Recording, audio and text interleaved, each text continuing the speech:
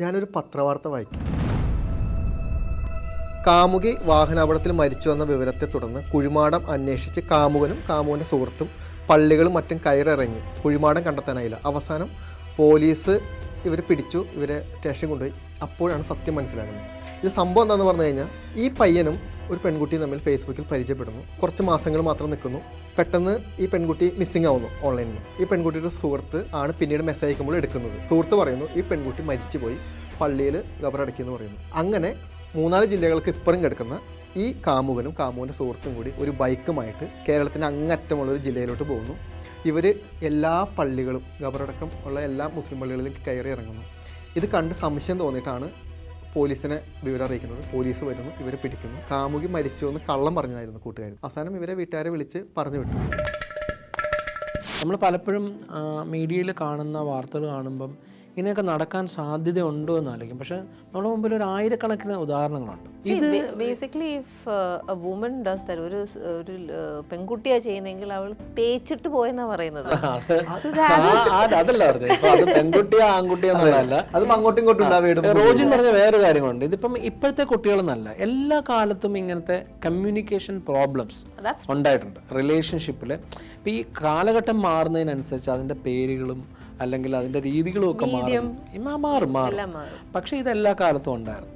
ഭയം കൊണ്ടാണ്. അതായത് ഒരാൾ എന്തുകൊണ്ടാണ് ഞാനിത് പറയുമ്പോൾ അയാൾ എങ്ങനെ പ്രതികരിക്കും എന്ന് ഊഹിക്കാൻ പറ്റാത്തൊരവസ്ഥയിൽ നിന്നാണ് ഇങ്ങനെയൊക്കെ ആൾക്കാർ. ഓൾസോ ഇപ്പം എനിക്ക് ഇത് പറ്റുന്നില്ല എന്ന് പറഞ്ഞാൽ നാളെ ആസിഡ് വന്ന് ഉപയോഗിക്കാം, പെട്രോൾ വെച്ച് കത്തിക്കാം, ഇതൊക്കെ ചെയ്യാം. ഇതെല്ലാം ഭയങ്ങളാണ്. നമ്മുടെ പേരൻസ് പോലും സ്നേഹത്തോടെയും പ്രോപ്പർ കമ്മ്യൂണിക്കേഷൻ ചാനലിൽ കൂടെ അല്ല നമ്മൾ കാണുന്നത്. അതാണ് ഞാനും പറഞ്ഞു വരുന്നത്. ശരിക്കും ആക്ച്വലി നമുക്ക് സംസാരിക്കാൻ നല്ലൊരു സുഹൃത്തുണ്ടെങ്കിൽ കുഴപ്പമില്ല, ഇല്ലെങ്കിൽ നമുക്ക് കമ്മ്യൂണിക്കേറ്റ് ചെയ്യാൻ ആരുമില്ല എന്നുള്ള പ്രശ്നം. അല്ല, സുഹൃത്തുക്കൾ മാത്രമല്ലല്ലോ റോജൻ. ഇപ്പം അധ്യാപകർ, ഇപ്പം നമ്മളെ ഇപ്പോൾ ഒരു സമയത്തെന്ന് വെച്ച് കഴിഞ്ഞാൽ നമ്മളുടെ മാതാപിതാക്കളെ അല്ലെങ്കിൽ നമ്മളുടെ കുടുംബത്തെയൊക്കെ നേരിട്ട് അറിയാവുന്ന അധ്യാപകർ, ഒരു കുട്ടിയുടെ കംപ്ലീറ്റ് വെയർ അബൌട്ട്സും അറിയാവുന്ന അധ്യാപകരുണ്ടായിരുന്നു. ഇപ്പം അത് മാറി. ഇപ്പം നമ്മളൊക്കെ ഓരോ ചെറിയ കുടുംബങ്ങളിലേക്ക് മാറിക്കഴിഞ്ഞപ്പോൾ പേരൻസിനാണെങ്കിൽ പലപ്പോഴും സമയം ഉണ്ടാവില്ല, കുട്ടികൾക്ക് നല്ല സുഹൃത്തുക്കളില്ല, കളിക്കളങ്ങളില്ല. അപ്പം ഈ കളിക്കളങ്ങളെ ചുറ്റിപ്പറ്റിയുള്ള സുഹൃത്ത് വലയങ്ങളില്ല. അപ്പം അതൊക്കെ മാറിപ്പോയതുകൊണ്ട് തന്നെ ഞങ്ങൾ പെൺപിള്ളേർക്ക് പണ്ടേ ഇല്ല. അല്ല, അത് ഞാൻ പറഞ്ഞത്, ഞാൻ ഈ ഒരു പറമ്പെങ്കിലും അതൊക്കെ ഉണ്ടാവും അല്ലേ അവിടെ കുറച്ച് ആൾ. പക്ഷേ it is A very limited community. പെൺകുട്ടികൾക്ക് കളിക്കാനാണെങ്കിലും വളരെ ലിമിറ്റഡ്. ഞാൻ എപ്പോഴും ജെൻഡർ ബേസ്ഡ് സംസാരിക്കും കേട്ടോ. So what I am saying is, even കളിക്കളമാണെങ്കിൽ പോലും ഒരു ഏജ് കഴിഞ്ഞാൽ പെൺകുട്ടികൾക്ക് കളി സ്ഥലമില്ല, വീടുകൾ മാത്രമാണ്. അത് പണ്ടത്തെ കാലം. ഇപ്പൊ അതേ മോളിൽ പോവും, പുറത്ത് സിനിമയ്ക്ക് പോവും. അതിന്റെ ഒപ്പം തന്നെയാണ് നമുക്കൊരു പ്രേമമൊന്നും വീട്ടുകാരുടെ അടുത്ത് പറയാൻ പറ്റില്ല. രണ്ടും പറ്റില്ലായിരുന്നു. പറഞ്ഞു കഴിഞ്ഞാൽ അതിന് വേറെ ഡയമെൻഷൻ. പക്ഷെ വേറെ വ്യത്യാസമുണ്ട്. ഇപ്പം പണ്ട് ആൺ സുഹൃത്തുക്കൾ പെൺകുട്ടികളുടെ വീട്ടിൽ പോകുന്നത് അതൊരു പതിവില്ലായിരുന്നു. പക്ഷെ ഇപ്പം അങ്ങനെയല്ല. അറ്റ്ലീസ്റ്റ് കൊച്ചി പോലുള്ള പ്രദേശങ്ങളിലാണെങ്കിലും ഒക്കെ ആൺകുട്ടികളും പെൺകുട്ടികളും ഇടകലർന്ന് യാത്ര ചെയ്യുകയും പോവുകയും തിരിച്ചു വരികയും ഒക്കെ ചെയ്യുന്നതിനൊന്നും വലിയ കുഴപ്പങ്ങളൊന്നും ഇല്ലല്ലേ? കേരളത്തിൽ അങ്ങനത്തെ മാറ്റങ്ങളൊക്കെ ഉണ്ടായിട്ടുണ്ട്. എൻ്റെ വീട്ടിൽ ആൺകുട്ടികൾ വന്ന് കണ്ട് ബോധിച്ചു കഴിഞ്ഞ് പിന്നെ അവരുടെ കൂടെ പുറത്തു പോയാലൊന്നും എൻ്റെ വീട്ടുകാർക്ക് പ്രശ്നമില്ല. പക്ഷേ വി ഹാഡ് ഇപ്പോഴും ഞങ്ങൾ ഡിഗ്രി സമയത്ത് തുടങ്ങിയ ഫ്രണ്ട്ഷിപ്സ് വരെ ഇപ്പോഴും നല്ല ക്ലോസ് ആയിട്ട് നിൽക്കുന്ന ഫ്രണ്ട്ഷിപ്സ് ആണ്. I'm not so sure if that is there now. അത് തന്നെയാണ് അതിൻ്റെ പ്രശ്നം. അതായത് ഇതൊക്കെ സംസാരിക്കാൻ പറ്റിയ അല്ലെങ്കിൽ ഇങ്ങനെയുള്ള കാര്യങ്ങൾ അഭിപ്രായം ചോദിക്കാൻ പറ്റുന്ന നല്ല സുഹൃത്തുക്കളോ അധ്യാപകരോ അല്ലെങ്കിൽ കുടുംബത്തിലെ മറ്റുള്ള അംഗങ്ങളോ ഇല്ലാത്തതുകൊണ്ടാണ് ഈ പ്രശ്നം ഉണ്ടാകുന്നത്. അതിൻ്റെയൊക്കെ കുറവാണ് ഇങ്ങനത്തെ കുഴിമാടങ്ങൾ, താൽക്കാലിക കുഴിമാടങ്ങൾ. ഒരു ഒറ്റപ്പെട്ട ഒരു സംഭവമാണെന്ന് പറയും. ഇതിന് എത്രയോ സംഭവങ്ങൾ. ഇപ്പോൾ ഈ ചേച്ചി പറഞ്ഞ ആസിഡ് ആക്രമണം ഉൾപ്പെടെയാണെങ്കിലും അവരെ ഒരാൾ സ്നേഹിക്കാനുണ്ട്. ആ സ്നേഹിക്കുന്ന ഒരാൾ നഷ്ടപ്പെടുന്നു വരുന്ന ഒരു നിമിഷമുണ്ട്. അതായത് ഇവർക്ക് റിക്കവർ ചെയ്യാൻ പറ്റുന്നില്ല, അല്ലെങ്കിൽ അവർക്ക് മറികടക്കാൻ പറ്റുന്നില്ല, അവർക്ക് പറയാൻ പറ്റുന്നില്ല, ഒരാളോട് സംസാരിക്കാൻ പറ്റുന്നില്ല. റോജൻ, ഇത് ആക്ച്വലി ഒരു ട്രെയിനിങ്ങും ഇല്ലാതെ കടക്കുന്ന ഒരു കാര്യമാണ് പ്രണയം, പിന്നെ മാരേജ്, പിന്നെ പേരൻറ്റിങ്. ഈ 3 സാധനത്തിൽ ആർക്കും ഒരു ട്രെയിനിങ് കിട്ടാറില്ല. അപ്പോൾ ആ സാധനം ഒന്ന് നമ്മളെ കെമിസ്ട്രി പഠിപ്പിച്ചു, ആ കെമിസ്ട്രി കൊണ്ട് നമുക്ക് ഒരു ഗുണവും ഇല്ലായിരുന്നു. പക്ഷേ ഈ കെമിസ്ട്രി പഠിപ്പിച്ചായിരുന്നെങ്കിൽ പിന്നെയും നമ്മുടെ കെമിസ്ട്രിയും ബയോളജിയും ശരിയായി പോയേനെ. ഇങ്ങനത്തെ കെമിസ്ട്രി പഠിപ്പിച്ചിട്ടുണ്ടായിരുന്നെങ്കിൽ ഇതുപോലെ കുഴിമാടങ്ങൾ ഉണ്ടാവില്ല. അല്ല, കുറച്ചുകൂടി പാരൻസിന് ഈ വിഷയത്തിൽ മുൻകൈ എടുക്കാൻ പറ്റില്ല എന്ന് ഞാൻ ചോദിക്കുന്നത്. നമ്മൾ വായിക്കുന്ന ഒരു പത്രം, കേൾക്കുന്ന റേഡിയോയിലെ ന്യൂസ്, ടി വിയിലെ ന്യൂസിന് അപ്പുറം ഒന്നും പോകില്ല.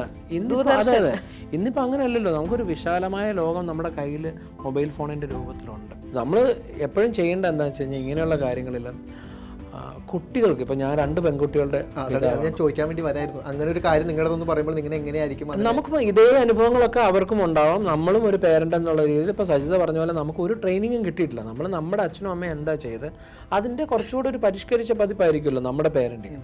പക്ഷെ നമ്മൾ മനസ്സിലാക്കി വെച്ചിരിക്കുന്നത് എന്താ വെച്ച് കഴിഞ്ഞാൽ എന്ത് തെറ്റ് ചെയ്താലും, തെറ്റ് ചെയ്യാൻ പാടില്ലാത്ത രീതിയിൽ അവർ പോകണം, പക്ഷേ തെറ്റ് ചെയ്താലും അവർ തിരിച്ചു വന്ന് നമ്മളോട് പറയാവുന്ന രീതിയിലേക്ക് ആ ഒരു കോൺഫിഡൻസ് അവർക്ക് കൊടുക്കുക എന്നുള്ളത്. ഇപ്പോൾ ഈ അടുത്തിടയിൽ നമ്മൾ വായിച്ചൊരു ഞെട്ടിപ്പിക്കുന്ന വാർത്ത, ഒരു പെൺകുട്ടി അല്ലേ, ഒരു കുഞ്ഞിനെ റോഡിലേക്ക് വലിച്ചെറിഞ്ഞ വാർത്ത. വലിയ ഞെട്ടലോടെ നമ്മൾ കേട്ടത്. ഒന്ന്, ആ ഒരു കുഞ്ഞ് മരിച്ചുപോയി, റോഡിലേക്ക് എറിഞ്ഞു വീഴ്ത്തി എന്നുള്ളത് ഭയങ്കര ഞെട്ടലോടെ കേട്ടു. അതിൻ്റെ കൂട്ടത്തിൽ ഗർഭിണിയായ ഒരു പെൺകുട്ടി 9 മാസം അവൾ കടന്നുപോയ ഒരു ട്രോമ അല്ലേ, അതിൻ്റെ പേരൻസിന് അത് അറിഞ്ഞില്ല. അപ്പോൾ ആ കുട്ടി എന്തുമാത്രം വിഷമിച്ചിട്ടുണ്ടാവും, അത് അറിഞ്ഞിട്ട് ആ പേരൻസ് എന്തുമാത്രം കാര്യങ്ങൾ, അവരുടെ വിഷമം എന്തൊക്കെ ആയിരിക്കും. അപ്പോൾ ഇതൊക്കെ മനസ്സിലാക്കുന്ന എന്താണ്, ആ കമ്മ്യൂണിക്കേറ്റ് ചെയ്യാൻ കറക്റ്റായിട്ട് ഇവർ കമ്മ്യൂണിക്കേറ്റ് ചെയ്യുന്നതിൽ പരാജയപ്പെടുന്നു. ഒരബദ്ധം പറ്റിക്കഴിഞ്ഞാൽ ആദ്യം പേരൻസിൻ്റെ അടുക്ക വന്ന് പറഞ്ഞാൽ അതിന് സൊല്യൂഷനുണ്ട് അല്ലേ, നിയമപരമായ സൊല്യൂഷനുണ്ട്. ചിലപ്പോൾ നമ്മൾ പറയുന്ന ഒരു ഫ്രണ്ടിൻ്റെ അടുത്താണെങ്കിൽ ചിലപ്പോൾ കൊടുക്കുന്ന സജഷൻ വേറെ ആയിരിക്കും. അതിന് വ്യക്തമായ ഉദാഹരണമാണല്ലോ നമ്മുടെ ഗ്രീഷ്മയുടെ കേസ്, കഷായം.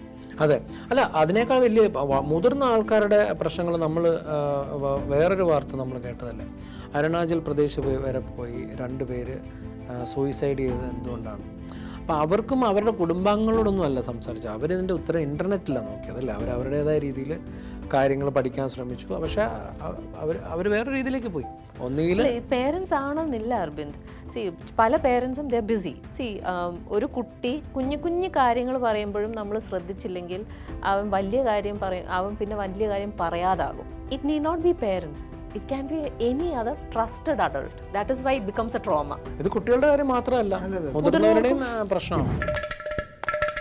മൊത്തം ട്രെൻഡ് എന്താണെന്നറിയാലോ, നമുക്കൊരു ഇമോഷൻ വരുന്നു, ഇൻസ്റ്റാഗ്രാമിൽ എവിടെയെങ്കിലും നമ്മൾ അതിൻ്റെ ഒരു കോട്ട് അടിക്കുന്നു, പിന്നെ നമുക്ക് വരുന്ന റീൽസ് മുഴുവനും ഇതുമായി ബന്ധപ്പെട്ട അപ്പോൾ തന്നെ ഇത് ചെയ്തു, നമ്മുടെ ഫീലിങ്സ് എന്താണ്.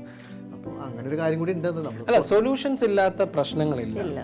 പക്ഷെ അത് ഓരോരുത്തർക്കും ഇത് ഈ പറയുന്ന പോലെ ഓരോ സൊല്യൂഷൻസിനും അതിനെ എങ്ങനെ സോൾവ് ചെയ്യണമെന്ന് അതിൻ്റെ എക്സ്പേർട്ടാണ് തീരുമാനിക്കേണ്ടത്. ചിലത് ഈ പറയുന്ന പോലെ കൗൺസിൽ ചെയ്യേണ്ട ആൾക്കാരുണ്ടാവും, ചിലത് പേരൻസിന് തന്നെ ഹാൻഡിൽ ചെയ്യേണ്ട കേസുകളുണ്ടാവും, ചിലത് നിയമത്തിൻ്റെ വഴിക്ക് പോകേണ്ട കാര്യങ്ങളുണ്ടാവും. അപ്പോൾ ഭയം വേണ്ട എന്നുള്ളതാണ് നമ്മൾ പറഞ്ഞു വന്നത്. അതാണ്, അതായത് നമുക്കൊരു അബദ്ധം ഉണ്ടായി കഴിഞ്ഞാൽ നമ്മൾ ആദ്യം തുറന്ന് പറയുക, പിന്നെ ആ ആളിനെ അത് പറഞ്ഞ് മനസ്സിലാക്കുകയാണെങ്കിൽ പോലും എന്തും അബദ്ധമാണെങ്കിൽ പോലും അബദ്ധങ്ങളില്ല, എല്ലാം ലേണിംഗ് എക്സ്പീരിയൻസ് ആണ്. ഇത് പറ്റില്ല എന്നൊരു എക്സ്പീരിയൻസ്. ചില പ്രേമബന്ധങ്ങൾ വിട്ടും അപ്പുറത്തോട്ട് പോയി കഴിഞ്ഞാൽ അത് പിന്നീട് ഒരു അങ്ങോട്ടും ഇങ്ങോട്ടും ഇവര് അല്ല, സജിത പറഞ്ഞ ഒരു കാര്യമുണ്ടല്ലോ, ഈ ആസിഡ് അറ്റാക്കും അല്ലെങ്കിൽ മോശമായിട്ട് കൊലപാതക ശ്രമം ഇതൊക്കെ നടക്കുന്നതാണല്ലോ ഒരു റിലേഷൻഷിപ്പിൽ നിന്ന് മാറുമ്പോൾ ഉണ്ടാകും. അപ്പോൾ അതാ ഞാൻ പറഞ്ഞ നിയമപരമായ രീതിയിൽ പോകുന്നതിൻ്റെ ഒരു അഡ്വാൻറ്റേജ് എപ്പോഴും അങ്ങനെയാണ്. പക്ഷേ നമ്മൾ ഇപ്പം ഒരു കംപ്ലൈൻറ്റ് റേസ് ചെയ്താൽ അവനൊന്നും ചെയ്തില്ലല്ലോ എന്നേ പറയുള്ളൂ. പക്ഷെ നമ്മളുടെ നിയമത്തിൽ എപ്പോഴും എങ്ങനെയാണെന്നറിയാം, ആദ്യം ആരാണ് ഒരു കംപ്ലൈൻറ്റ് റേസ് ചെയ്യുന്നത് അവർക്ക് എപ്പോഴും ഒരു അഡ്വാൻറ്റേജ് ഉണ്ട്. അപ്പോൾ അത് ചെയ്യണം എന്നുള്ളതാണ്. അത് ഈ ആളുകൾക്ക് ഭയമില്ലാത്തതും അതുകൊണ്ട് തന്നെ. ഇത് ചെയ്യാൻ ഭയമുള്ളവരുണ്ട്, നമ്മുടെ പോലീസിംഗ് സിസ്റ്റം ഒക്കെ മാറിയില്ല. പോലീസിന്റെ ഭയമല്ല, നാട്ടുകാരെ ഭയം. ആൾക്കാരെന്ത് പറയും, അല്ല പിന്നെ ഇപ്പം ഈ ഒരു കേസുകളിൽ ഇപ്പം ആ ഒരു പെൺകുട്ടി അനുഭവിച്ച വേദന ഒന്ന് ആലോചിച്ച് നോക്കുക.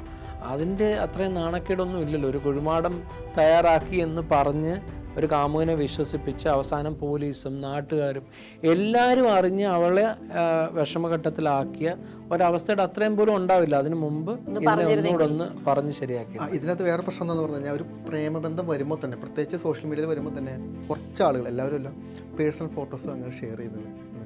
ഇതിനൊപ്പം തന്നെ ഇവർ മറ്റും ഇതിനപ്പുറത്തോട്ടുള്ള റിലേഷനുള്ള ഫോട്ടോസും വീഡിയോസും എല്ലാം ഇവർ എടുത്ത് കയ്യിൽ വെച്ചിട്ട് ഇതിനെ ഭീഷണിപ്പെടുത്താൻ തുടങ്ങും. അവിടെയാണ് ഒരു പരിധി വരെ പെൺകുട്ടികൾ തകർന്നു പോകുന്നത്. അല്ലാതെ ആൺകുട്ടികൾക്കും പെൺകുട്ടികളെ കുറച്ചുകൂടി, ആൺകുട്ടികൾ പിന്നെ അത് പോട്ടടാ, നീ പേടിക്കുന്ന വേണ്ട, നീ ഒരു ആണാന്നങ്ങ് വിചാരിച്ചാൽ മതി എന്നൊക്കെ തീരാന്ന് ഉണ്ടാവുള്ളൂ. പെൺകുട്ടികൾക്ക് അതുപോലും പറയാൻ പറ്റില്ലല്ലോ. ഈ പോയിന്റിലാണെങ്കിൽ പോലും പേടിക്കണ്ട എന്നുള്ളതാണ്. ഷെയർ ചെയ്യാം അല്ലേ? പാരൻസിനോട് മസ്റ്റ് ആയിട്ട് ഷെയർ ചെയ്യാം. പേരൻസിനോടും സൈബർ സെല്ലിനോടൊക്കെ നമുക്ക് ഓൺലൈൻ കംപ്ലയിൻറ്റ് ചെയ്താൽ മാത്രം മതി. They will actually take some kind of action. അല്ലേ, എനിക്ക് തോന്നുന്നു ഇതൊക്കെ ഒരു ഞാൻ പറഞ്ഞ നിയമത്തിൻ്റെ വഴിയിലൂടെ പോയി കഴിയുമ്പോൾ തന്നെ ഒരുമാതിരിപ്പെട്ട പ്രശ്നങ്ങൾക്ക് ഒരു ഉത്തരം കിട്ടും. നമുക്കിതിനകത്തുള്ള സൊല്യൂഷൻസ് ഒന്ന്, ഇതിനെ ഭയമില്ലാതെ ഈ പറയുന്ന പോലെ ഒരു ട്രസ്റ്റഡ് ആയിട്ടുള്ള ഒരാളോട് സംസാരിക്കുക, നിയമപരമായിട്ട് പോവുക. പിന്നെ ഇങ്ങനെയുള്ള റിലേഷൻഷിപ്പിൽ പോകുന്നതിന് മുമ്പ് എപ്പോഴും ആലോചിക്കില്ല, ആളിനെ ഒന്ന് കാണുക. ഇൻസ്റ്റാഗ്രാമിലൊക്കെ കണ്ട് ഫിൽറ്ററിന്റെ കാര്യമല്ല, ഇതിപ്പോ വേറൊരാളുടെ ഫോട്ടോ ആണോ AI ജനറേറ്റഡ്. എൻ്റെ ഒരു സുഹൃത്ത് ഈയിടെ എന്നെ തന്നെ AI ജനറേറ്റ് ചെയ്ത് വേറൊരു രീതിയിലാക്കി. അല്ല, ഇത് ഇഷ്ടംപോലെ കംപ്ലൈൻറ്റ്സ് ഉണ്ട്. നമ്മൾ സോഷ്യൽ മീഡിയയിൽ പരിചയപ്പെട്ട അവസാനം ആ ആളല്ല ഞാൻ ഉദ്ദേശിച്ച ആൾ ഇങ്ങനെയല്ല, പ്രായം, ഇതുള്ള നമുക്ക് ചിരി വരും. പക്ഷെ ഇതൊക്കെ ഇപ്പോഴും നടക്കുന്നു എന്നുള്ളതാണ്. കേരളത്തിൽ ഒരുപാട് കേസുകൾ ഇങ്ങനെ രജിസ്റ്റർ ചെയ്യപ്പെട്ടിട്ടുണ്ട്. അപ്പോൾ ഇനി ഒരു പെൺകുട്ടിക്ക് പോലും ഇതുപോലെ താൽക്കാലിക കുഴിമാടം ഒരുക്കി കള്ളം പറഞ്ഞ് ഒരാളെ ഒഴിവാക്കാനുള്ള ഒരവസ്ഥ വരാതിരിക്കട്ടെ. ആർക്കും വരരുത്. ഭയമില്ലാതെ റിലേഷൻഷിപ്പ് ഒഴിവാക്കാനും ഒക്കെ പറ്റുന്ന രീതിയിൽ ധൈര്യമായിട്ട് മുന്നോട്ട് പോകാൻ പറ്റേണ്ട ഒരു അവസ്ഥയിലേക്ക് നമ്മളെല്ലാവരും മാറട്ടെ. അതെ. കൂടുതൽ വാർത്തകളും വിശേഷങ്ങളും നിങ്ങളിലേക്കെത്താൻ ABC TV സബ്സ്ക്രൈബ് ചെയ്യുക, ബെൽ ബട്ടൺ അമർത്തുക.